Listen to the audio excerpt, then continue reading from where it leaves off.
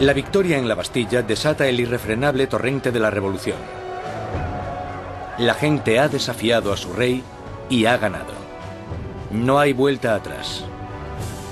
Como símbolo de la derrota del feudalismo, la gente, hombres, mujeres y niños atacan y destruyen la Bastilla con sus propias manos, ladrillo feudal a ladrillo feudal. Están empezando a desmantelar el pasado. Los franceses querían destrozar la Bastilla lo más rápido posible, pero no tenían la posibilidad de usar explosivos poderosos. Así que esto se hizo muy despacio, pero con un ímpetu tremendo. Se repartieron los ladrillos y se vendieron como símbolos de la demolición del despotismo. La energía en las calles da un nuevo ímpetu a la Asamblea Nacional. En pocos días se escribe una nueva constitución llamada la Declaración de los Derechos del Hombre y del Ciudadano. En este atrevido documento, las arcaicas distinciones de clases son abolidas y todos los hombres son considerados totalmente iguales. La Declaración de los Derechos del Hombre y del Ciudadano era una declaración promulgada por la Asamblea Nacional en la que se decía que la soberanía pertenecía al pueblo, a la nación. No se hace mención alguna al rey en todo este documento. Por tanto, con la presentación del mismo, la propia Asamblea estaba haciéndose con el poder. Con la nueva Asamblea Nacional como portavoz, los ciudadanos de Francia se dispusieron a cambiar toda la estructura de su sociedad. Exigían una monarquía constitucional, unos derechos iguales para todos los hombres y unas leyes razonables en las que basar la justicia. Para que se oyeran más las voces de la revolución, Robespierre exigió la libertad de prensa, que había sido censurada en el antiguo régimen.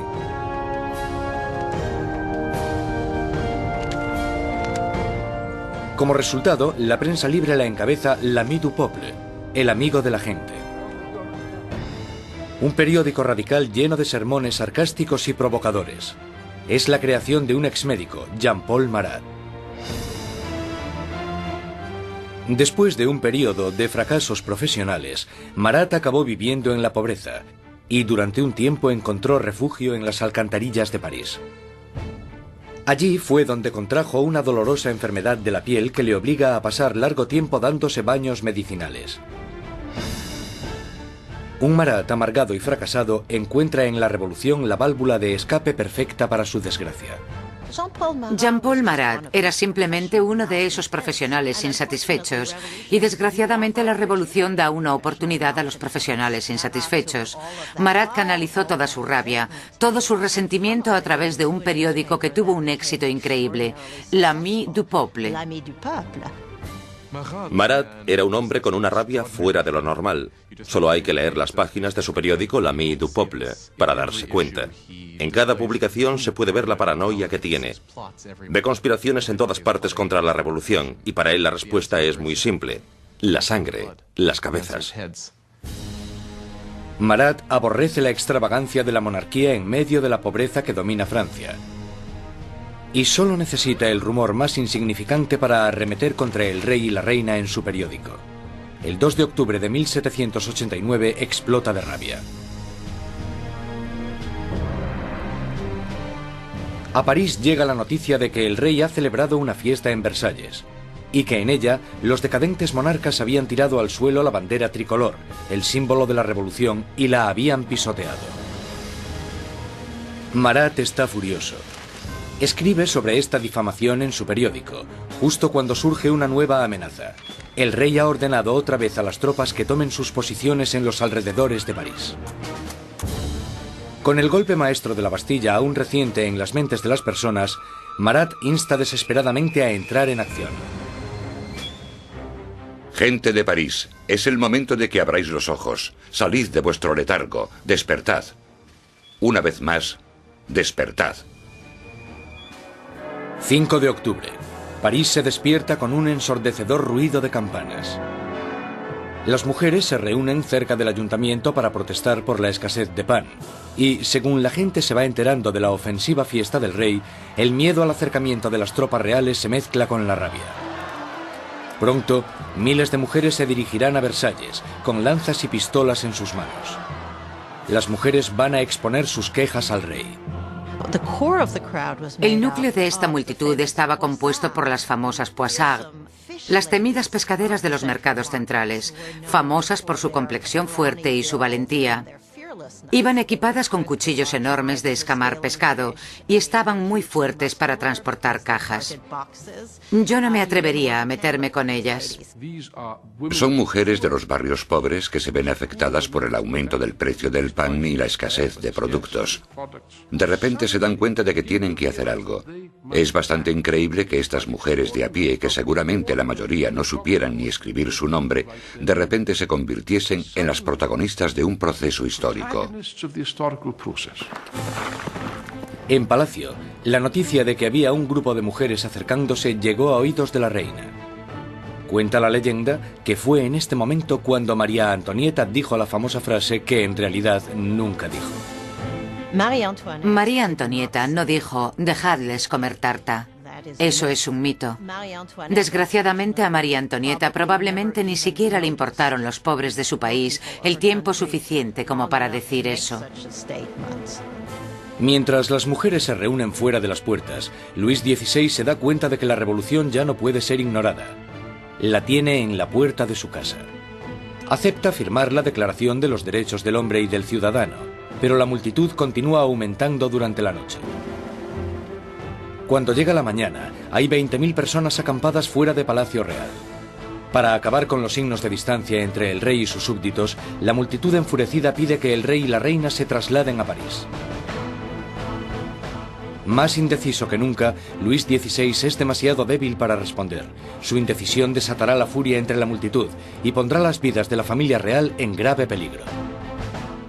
Al no conseguir conformidad inmediata con lo que ellas quieren, realmente parece que van a matar a la reina. Un grupo de mujeres entran en el palacio, pidiendo a gritos la sangre de la reina. Matan a los guardas, los decapitan y clavan sus cabezas en lanzas. Estaban como locas gritando por todo el palacio. Dadme sus entrañas, dadme su cabeza, yo quiero una pierna, yo quiero un brazo. Creo que estaban tan frenéticas que si la hubiesen encontrado probablemente la habrían descuartizado.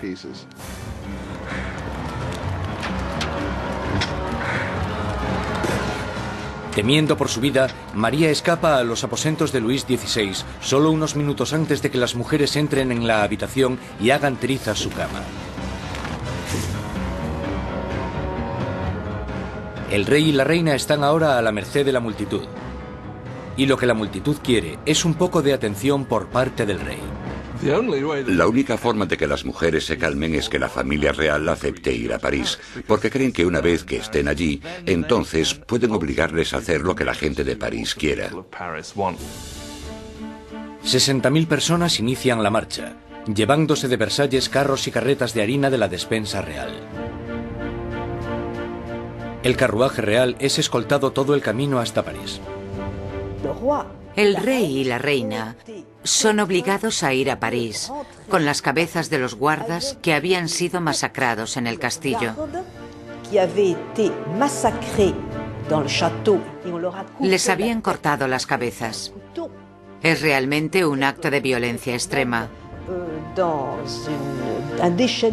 Las cabezas se reconstruyen con maquillaje y desfilan delante del carruaje del rey y la reina. El rey y la reina hacen del Palacio de las Tullerías su nuevo hogar. Nunca volverán a ver Versalles. Una vez que la familia real se traslada a París, se convierten en prisioneros de París. Ellos lo saben y todos lo saben. Tienen grandes limitaciones de lo que pueden hacer. Son los prisioneros de la capital, de eso no hay duda. Abandonan Versalles y la asamblea se traslada a París. El poder está ahora en manos de la gente. Francia tendrá una nueva democracia, unas nuevas leyes, y una nueva e inolvidable forma de justicia hará su debut en el Estado revolucionario. La guillotina.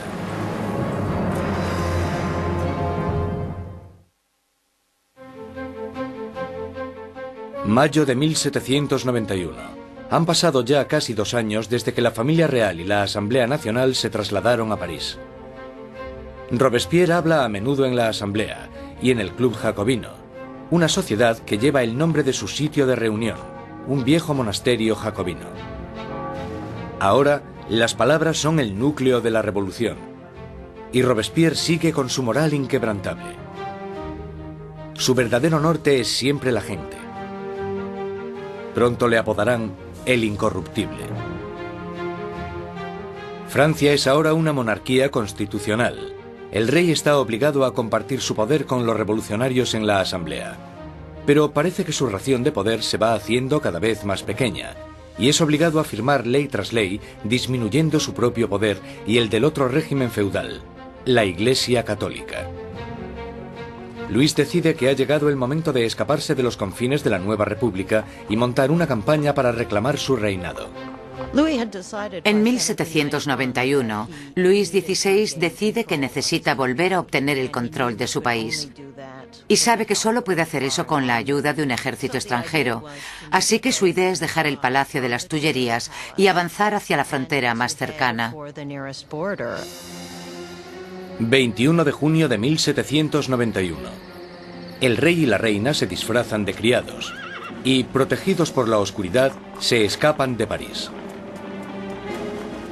Inician una carrera hacia la libertad. Pasada la medianoche, llegan al pequeño pueblo de Varennes, 160 kilómetros al este de París. Están cerca de la frontera con Austria. La salvación solo a unos pocos kilómetros de distancia, pero su intento de fuga no irá más allá.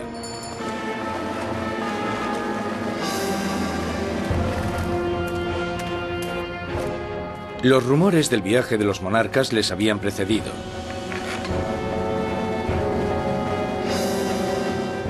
Un oficial del pueblo para el carruaje y les pide los pasaportes.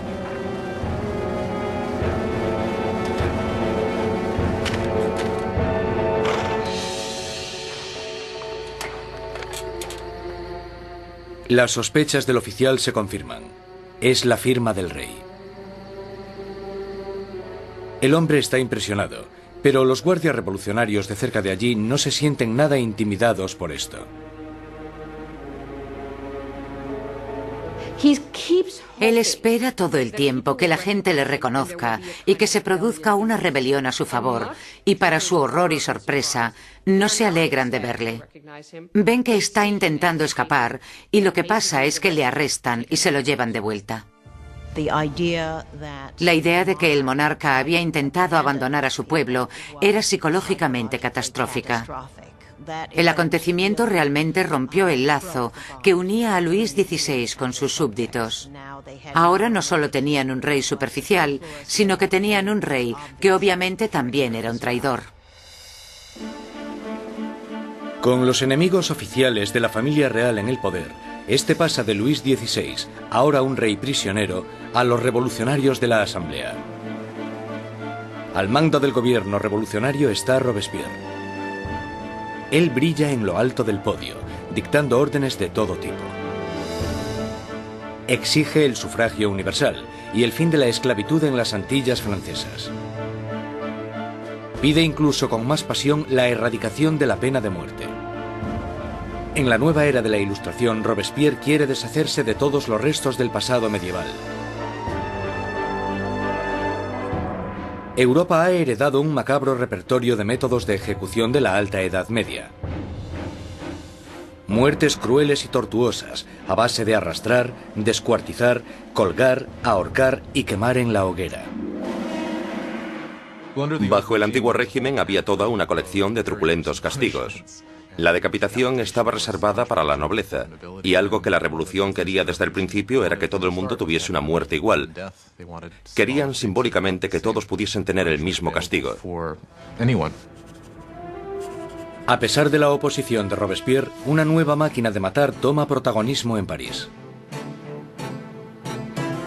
El inventor y físico Joseph Ignace Guillotin diseña una nueva máquina de decapitación, convirtiendo la antigua decapitación en una experiencia humanitaria. El doctor Guillotin describe su nuevo aparato a la Asamblea. El mecanismo cae como un rayo. La cabeza sale volando. La sangre se desparrama. El hombre está muerto. El mayor defensor del derramamiento de sangre, el periodista Marat, publica un artículo entusiasta en su periódico anunciando el nuevo nombre del aparato: guillotina. Pronto se conocerá con otro nombre: la cuchilla nacional. Los revolucionarios franceses creían en los valores humanos. Creían que no se debía causar un sufrimiento innecesario. Y lo que les gusta de la guillotina es que es rápida y eficiente. Y parece ser que, a pesar de que nadie haya regresado para contarlo, es indolora. La guillotina silenciará a los enemigos internos de la revolución, a cualquiera que sea sospechoso de planear el regreso del rey al trono. Pero son los enemigos de alrededor de Francia los que más preocupan a la Asamblea. Hay un miedo creciente de que los miembros de la familia real que huyeron a Austria inicien una contrarrevolución armada. La Asamblea exige un ataque preventivo, una declaración de guerra a Austria. Robespierre está en contra. Robespierre es una de las pocas personas que se opone a la guerra, porque piensa que los enemigos ganarán. Robespierre teme que el país no esté preparado porque no tiene un ejército capaz de derrotar al enemigo, y por tanto el enemigo llegará y destruirá la revolución. Robespierre no consigue convencerlos. En abril de 1792, la Asamblea declara la guerra a Austria, el país gobernado por la propia familia de María Antonieta. Surge un sentimiento nacionalista. Si Austria derrota al ejército revolucionario, Luis XVI sin duda reclamará su trono.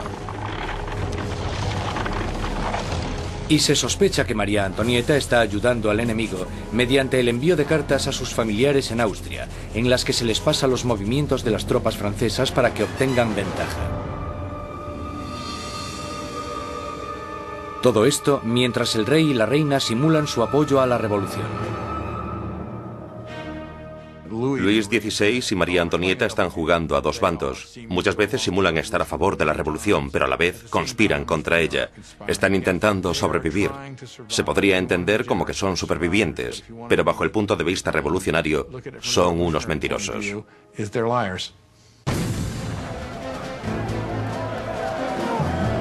Con el ejército francés sufriendo grandes pérdidas en la frontera, llega la noticia de que en París el aliado de Austria, Prusia, se ha unido a la invasión. Las tropas están bajo el mando del duque de Brunswick, un general prusiano. La tensión invade las calles de París. Y entonces los periódicos publican una carta del duque de Brunswick, un manifiesto en el que se amenaza con destruir París si se le hace daño a sus majestades el rey y la reina. Una amenaza equivocada que fracasa totalmente. 10 de agosto de 1792. 27.000 ciudadanos armados, empujados por la rabia y la indignación, se dirigen al Palacio de las Tullerías e inician un ataque salvaje contra los guardias reales. Al final mueren más de 800 hombres de ambos bandos. El rey huye y busca protección en la Asamblea, pero ya no existe la monarquía. A Luis le han quitado oficialmente su título. Ha nacido la República Francesa. La cuchilla de la guillotina es bautizada con la sangre de los restantes guardias de Luis XVI.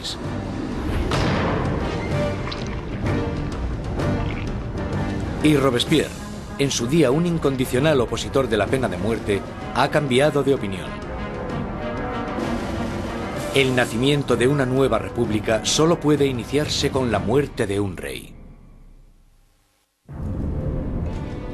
El nuevo y espeluznante aparato del doctor Guillotin se cierne sobre París como una advertencia: el castigo por desobedecer la ley y el orden.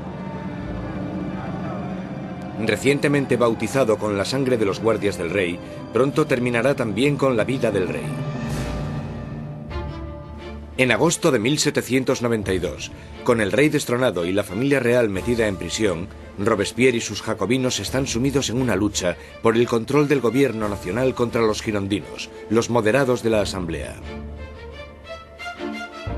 Pero en las calles de París hay un nuevo movimiento político. Como símbolo de su rechazo a la tradición aristocrática, los ciudadanos de a pie se niegan a llevar los calzones o culottes de los aristócratas. Se hacen llamar los sans-culottes, los sin calzones. Los sans-culottes se consideran los verdaderos representantes del pueblo francés, no eran de los más pobres. Solían ser artistas y tenderos bastante bien avenidos, gente de ese estilo, pero al menos trabajaban con sus propias manos. No ponerse los calzones, los culottes, para ellos simbolizaba sencillamente que no eran aristócratas, que eran gente normal. Los sans-culottes toman el control del gobierno de la ciudad de París, mientras que los jacobinos y los girondinos incitan al país a no apoyar a la Asamblea Nacional, ahora llamada la Convención. La Convención está luchando por el control del ejército francés, que está rápidamente perdiendo territorios contra Austria y Prusia. Mientras en la frontera se sigue luchando contra los enemigos, el gobierno revolucionario toma medidas enérgicas contra los enemigos de la ciudad, los traidores monárquicos que podrían poner a París en manos de los invasores. Más de 100 personas son arrestadas y metidas en prisión, curas, periodistas y hombres y mujeres de a pie. Robespierre se centra en la crisis interna.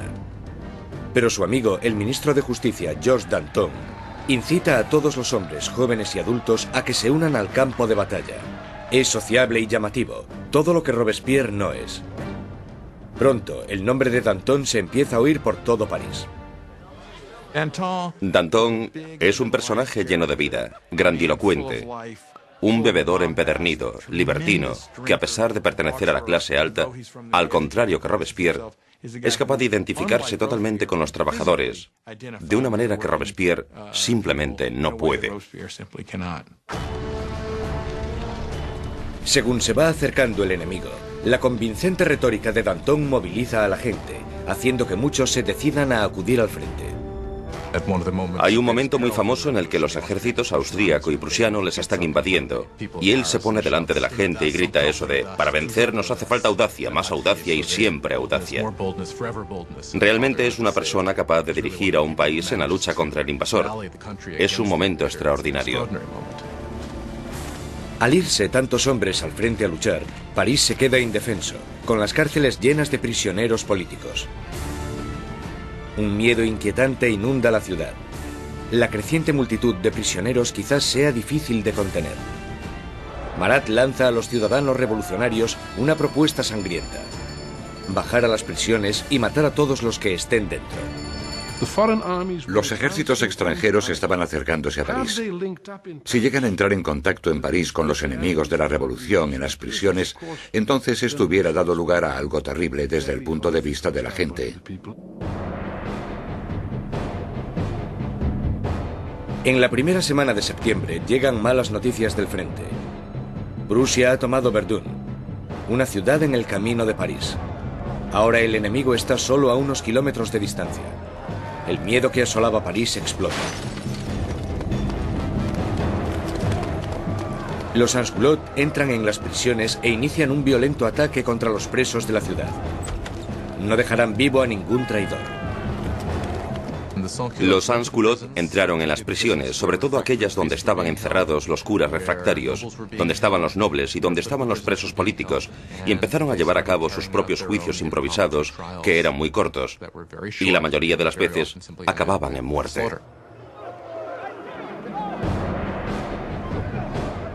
Las mujeres son violadas o mutiladas, los curas son destripados, los aristócratas descuartizados.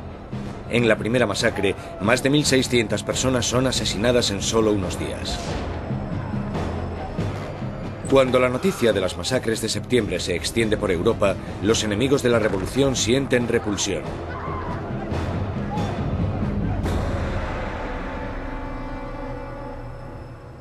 Al otro lado del Canal de la Mancha, el London Times publica su repugna. ¿Son estos los derechos de los hombres?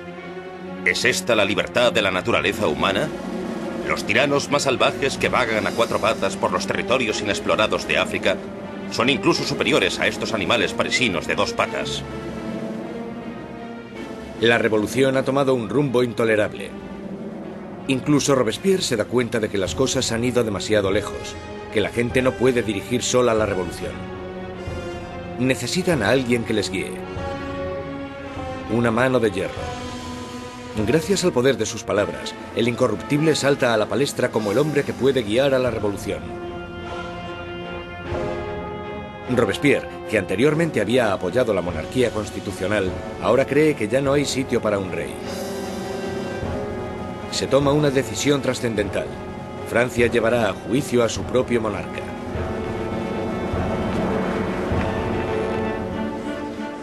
Con el veredicto reducido a una mera conclusión, el único debate sobre la mesa es la condena. Los moderados, los girondinos, piden que no se acabe con su vida, y esto les deja a un lado de la convención. A los girondinos se les planteaba una cuestión importante en lo que se refiere al rey, porque aunque ellos estaban convencidos de querer una república, no estaban tan seguros de que fuera necesario matar al rey. Los jacobinos, que querían la sangre del rey, superaban en número a los girondinos. ¿Por qué los jacobinos querían matar al rey? Yo creo que porque, como muy bien dijo Robespierre, para que la revolución pueda vivir hay que matar al rey. Si está bien que haya un rey, entonces algo va mal en la revolución. En todos los sistemas que existen, solo hay un castigo para la traición, y esa es la muerte. Por tanto, en ese sentido, si el rey es culpable de traicionar a su país en tiempos de guerra, entonces la conclusión es que debe sufrir la muerte de un traidor. El 20 de enero de 1793, Luis XVI es declarado culpable. Se dicta sentencia. El rey debe morir.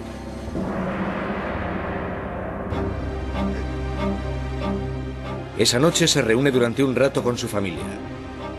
Él está calmado y entre los llantos de sus familiares les promete que volverá a la mañana siguiente para despedirse definitivamente. Pero no lo hace. No puede soportar la angustia de su familia y debe guardar fuerzas para afrontar la guillotina.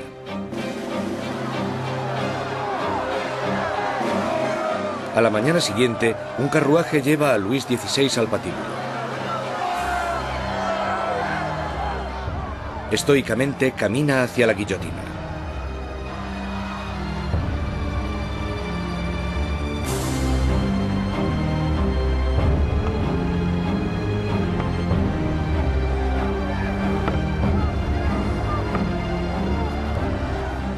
Intenta dar un discurso.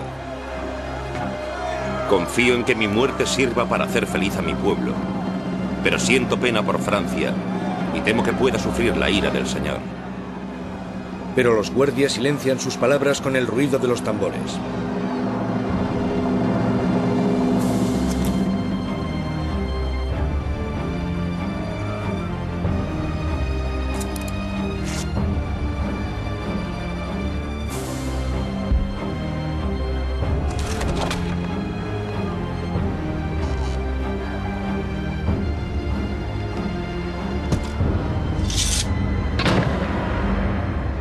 A las 10:22 de la mañana se acaba con la vida del hombre que fue rey de Francia. Desde la prisión del templo, María Antonieta oye los disparos de los cañones, anunciando la muerte de su marido. Se desploma del disgusto.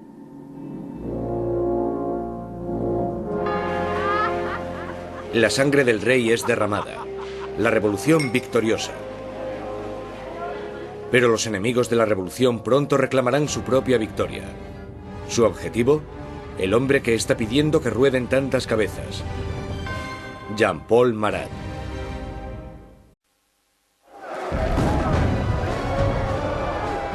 La victoria en la Bastilla desata el irrefrenable torrente de la revolución. La gente ha desafiado a su rey y ha ganado. No hay vuelta atrás. Como símbolo de la derrota del feudalismo, la gente, hombres, mujeres y niños, atacan y destruyen la Bastilla con sus propias manos, ladrillo feudal a ladrillo feudal. Están empezando a desmantelar el pasado. Los franceses querían destrozar la Bastilla lo más rápido posible, pero no tenían la posibilidad de usar explosivos poderosos. Así que esto se hizo muy despacio, pero con un ímpetu tremendo. Se repartieron los ladrillos y se vendieron como símbolos de la demolición del despotismo. La energía en las calles da un nuevo ímpetu a la Asamblea Nacional. En pocos días se escribe una nueva constitución llamada la Declaración de los Derechos del Hombre y del Ciudadano. En este atrevido documento, las arcaicas distinciones de clases son abolidas y todos los hombres son considerados totalmente iguales. La Declaración de los Derechos del Hombre y del Ciudadano era una declaración promulgada por la Asamblea Nacional en la que se decía que la soberanía pertenecía al pueblo, a la nación. No se hace mención alguna al rey en todo este documento. Por tanto, con la presentación del mismo, la propia Asamblea estaba haciéndose con el poder. Con la nueva Asamblea Nacional como portavoz, los ciudadanos de Francia se dispusieron a cambiar toda la estructura de su sociedad. Exigían una monarquía constitucional, unos derechos iguales para todos los hombres y unas leyes razonables en las que basar la justicia. Para que se oyeran más las voces de la revolución, Robespierre exigió la libertad de prensa, que había sido censurada en el antiguo régimen.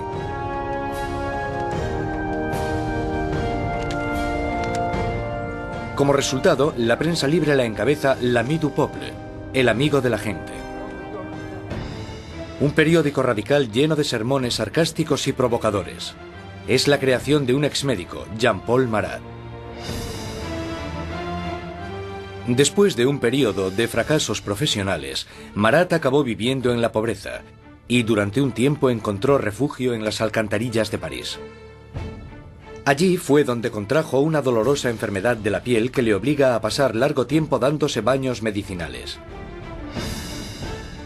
Un Marat amargado y fracasado encuentra en la revolución la válvula de escape perfecta para su desgracia. Jean-Paul Marat era simplemente uno de esos profesionales insatisfechos y desgraciadamente la revolución da una oportunidad a los profesionales insatisfechos.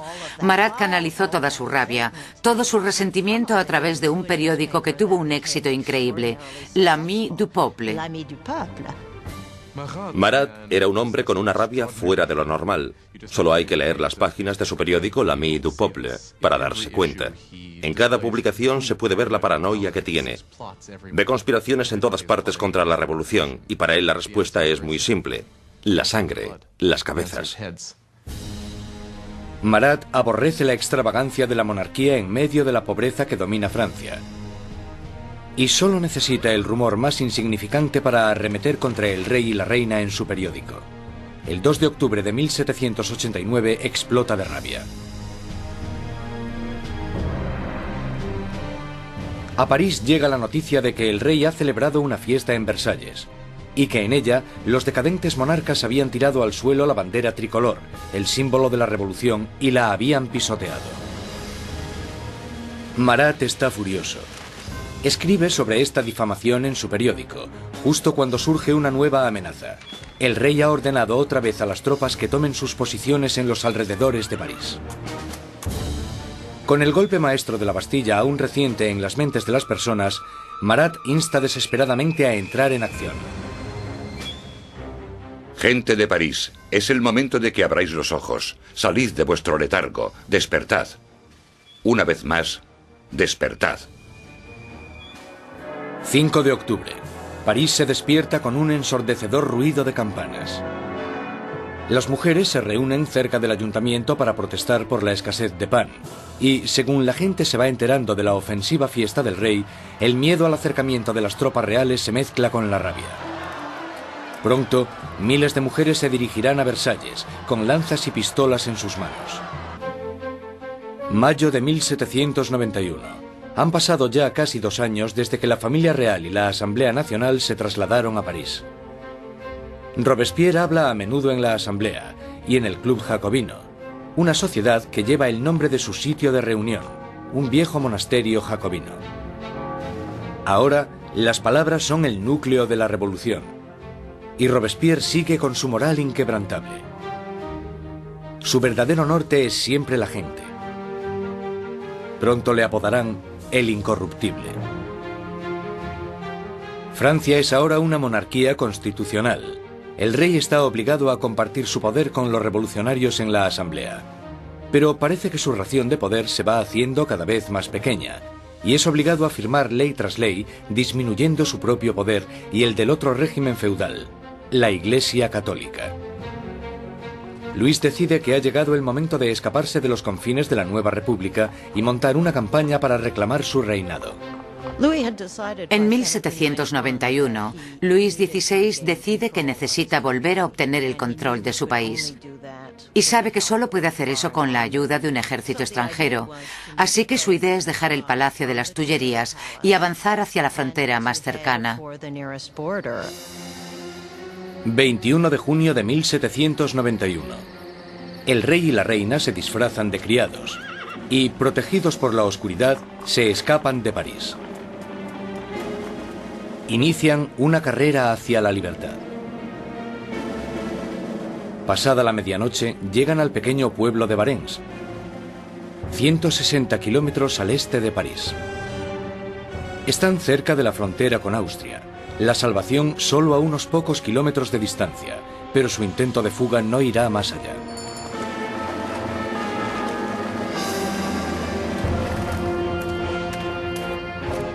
Los rumores del viaje de los monarcas les habían precedido.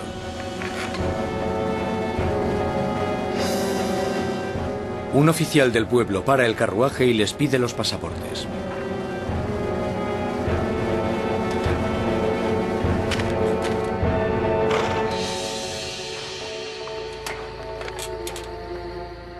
Las sospechas del oficial se confirman. Es la firma del rey. El hombre está impresionado, pero los guardias revolucionarios de cerca de allí no se sienten nada intimidados por esto. Él espera todo el tiempo que la gente le reconozca y que se produzca una rebelión a su favor, y para su horror y sorpresa, no se alegran de verle. Ven que está intentando escapar y lo que pasa es que le arrestan y se lo llevan de vuelta. La idea de que el monarca había intentado abandonar a su pueblo era psicológicamente catastrófica. El acontecimiento realmente rompió el lazo que unía a Luis XVI con sus súbditos. Ahora no solo tenían un rey superficial, sino que tenían un rey que obviamente también era un traidor. Con los enemigos oficiales de la familia real en el poder, este pasa de Luis XVI, ahora un rey prisionero, a los revolucionarios de la Asamblea.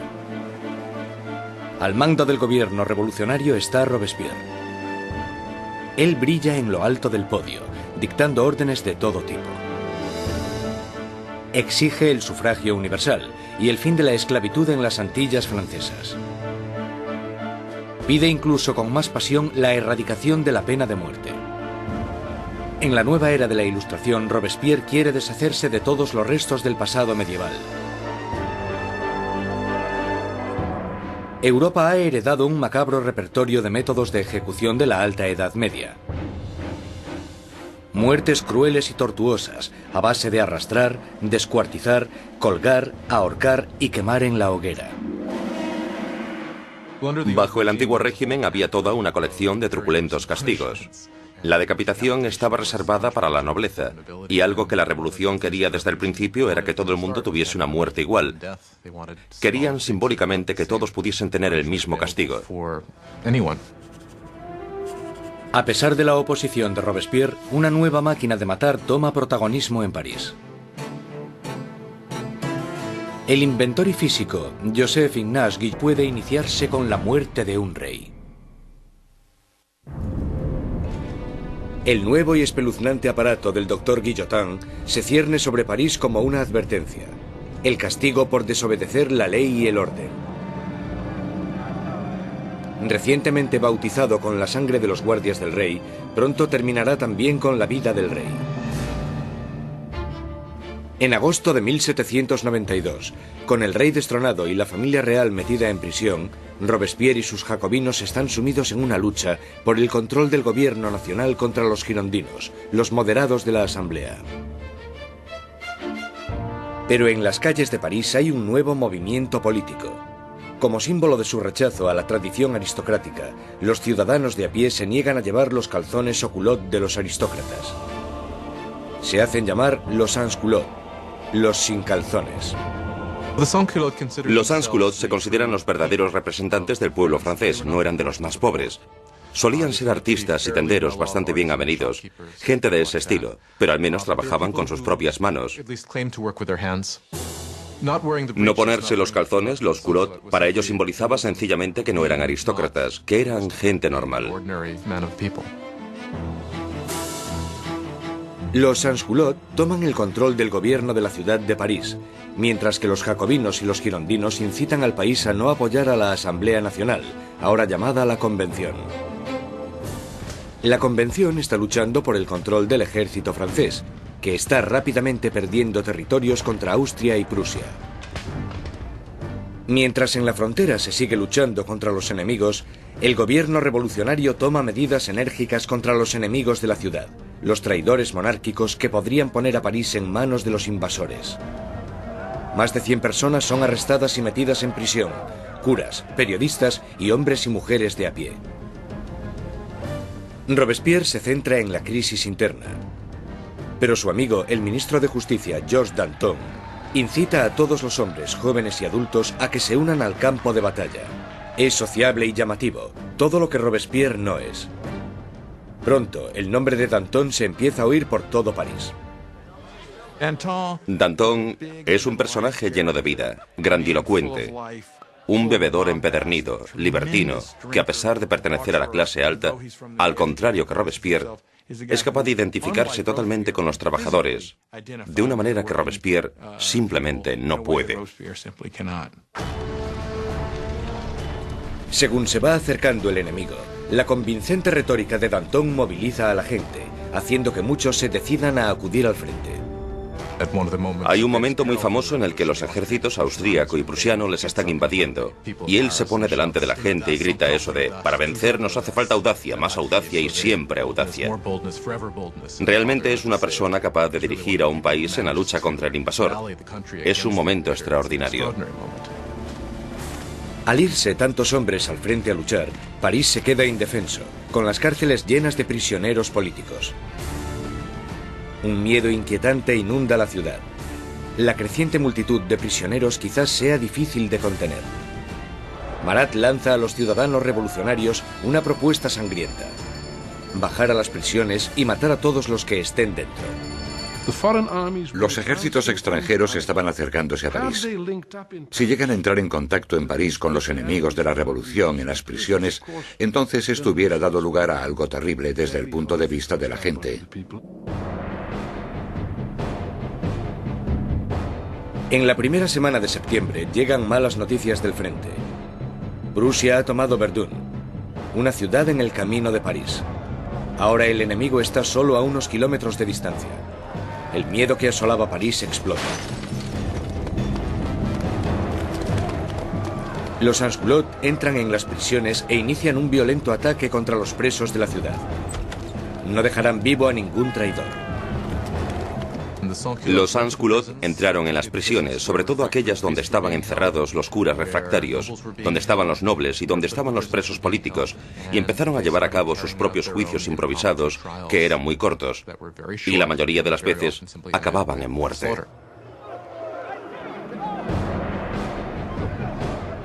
Las mujeres son violadas o mutiladas. Los curas son destripados. Jotin diseña una nueva máquina de decapitación, convirtiendo la antigua decapitación en una experiencia humanitaria. El doctor Guillotin describe su nuevo aparato a la asamblea. El mecanismo cae como un rayo. La cabeza sale volando. La sangre se desparrama. El hombre está muerto. El mayor defensor del derramamiento de sangre, el periodista Marat, publica un artículo entusiasta en su periódico anunciando el nuevo nombre del aparato: guillotina. Pronto se conocerá con otro nombre: la cuchilla nacional. Los revolucionarios franceses creían en los valores humanos. Creían que no se debía causar un sufrimiento innecesario. Y lo que les gusta de la guillotina es que es rápida y eficiente. Y parece ser que, a pesar de que nadie haya regresado para contarlo, es indolora. La guillotina silenciará a los enemigos internos de la revolución, a cualquiera que sea sospechoso de planear el regreso del rey al trono. Pero son los enemigos de alrededor de Francia los que más preocupan a la Asamblea. Hay un miedo creciente de que los miembros de la familia real que huyeron a Austria inicien una contrarrevolución armada. La Asamblea exige un ataque preventivo, una declaración de guerra a Austria. Robespierre está en contra. Robespierre es una de las pocas personas que se opone a la guerra, porque piensa que los enemigos ganarán. Robespierre teme que el país no esté preparado porque no tiene un ejército capaz de derrotar al enemigo, y por tanto el enemigo llegará y destruirá la revolución. Robespierre no consigue convencerlos. En abril de 1792, la Asamblea declara la guerra a Austria, el país gobernado por la propia familia de María Antonieta. Surge un sentimiento nacionalista. Si Austria derrota al ejército revolucionario, Luis XVI sin duda reclamará su trono. Y se sospecha que María Antonieta está ayudando al enemigo mediante el envío de cartas a sus familiares en Austria, en las que se les pasa los movimientos de las tropas francesas para que obtengan ventaja. Todo esto mientras el rey y la reina simulan su apoyo a la revolución. Luis XVI y María Antonieta están jugando a dos bandos. Muchas veces simulan estar a favor de la revolución, pero a la vez conspiran contra ella. Están intentando sobrevivir. Se podría entender como que son supervivientes, pero bajo el punto de vista revolucionario, son unos mentirosos.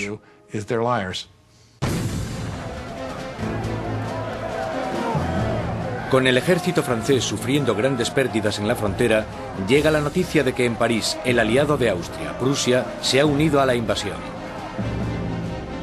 Las tropas están bajo el mando del duque de Brunswick, un general prusiano. La tensión invade las calles de París. Y entonces los periódicos publican una carta del duque de Brunswick, un manifiesto en el que se amenaza con destruir París si se le hace daño a sus majestades el rey y la reina. Una amenaza equivocada que fracasa totalmente. 10 de agosto de 1792. 27.000 ciudadanos armados, empujados por la rabia y la indignación, se dirigen al Palacio de las Tullerías e inician un ataque salvaje contra los guardias reales. Al final mueren más de 800 hombres de ambos bandos. El rey huye y busca protección en la Asamblea, pero ya no existe la monarquía. A Luis le han quitado oficialmente su título. Ha nacido la República Francesa. La cuchilla de la guillotina es bautizada con la sangre de los restantes guardias de Luis XVI.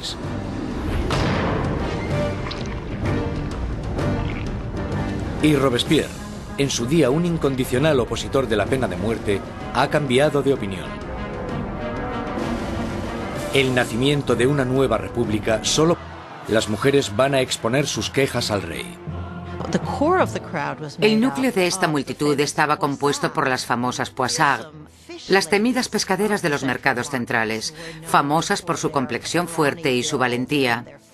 Iban equipadas con cuchillos enormes de escamar pescado y estaban muy fuertes para transportar cajas. Yo no me atrevería a meterme con ellas. Son mujeres de los barrios pobres que se ven afectadas por el aumento del precio del pan y la escasez de productos. De repente se dan cuenta de que tienen que hacer algo.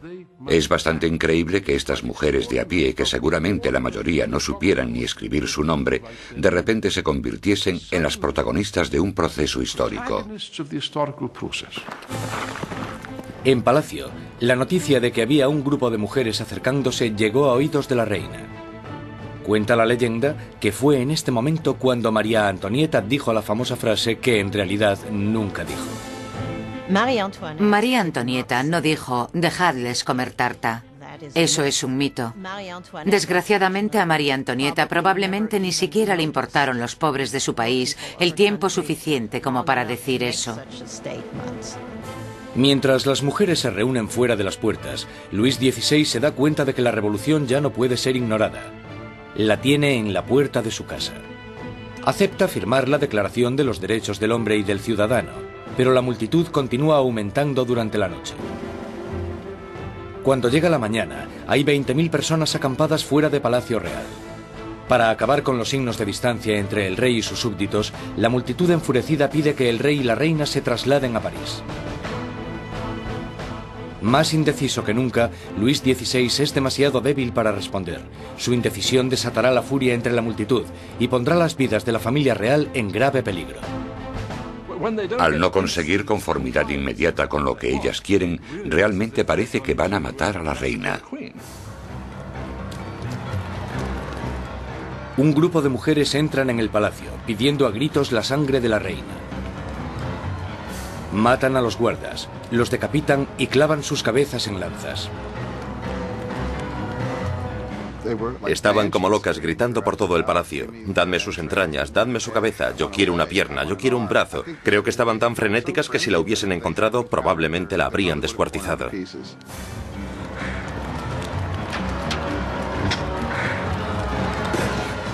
Temiendo por su vida, María escapa a los aposentos de Luis XVI solo unos minutos antes de que las mujeres entren en la habitación y hagan trizas su cama. El rey y la reina están ahora a la merced de la multitud. Y lo que la multitud quiere es un poco de atención por parte del rey. La única forma de que las mujeres se calmen es que la familia real acepte ir a París, porque creen que una vez que estén allí, entonces pueden obligarles a hacer lo que la gente de París quiera. 60.000 personas inician la marcha, llevándose de Versalles carros y carretas de harina de la despensa real. El carruaje real es escoltado todo el camino hasta París. El rey y la reina son obligados a ir a París, con las cabezas de los guardas que habían sido masacrados en el castillo. Les habían cortado las cabezas. Es realmente un acto de violencia extrema. Las cabezas se reconstruyen con maquillaje y desfilan delante del carruaje del rey y la reina. El rey y la reina hacen del Palacio de las Tullerías su nuevo hogar. Nunca volverán a ver Versalles. Una vez que la familia real se traslada a París, se convierten en prisioneros de París. Ellos lo saben y todos lo saben. Tienen grandes limitaciones de lo que pueden hacer. Son los prisioneros de la capital, de eso no hay duda. Abandonan Versalles y la asamblea se traslada a París. El poder está ahora en manos de la gente. Francia tendrá una nueva democracia, unas nuevas leyes, y una nueva e inolvidable forma de justicia hará su debut en el Estado revolucionario. La guillotina.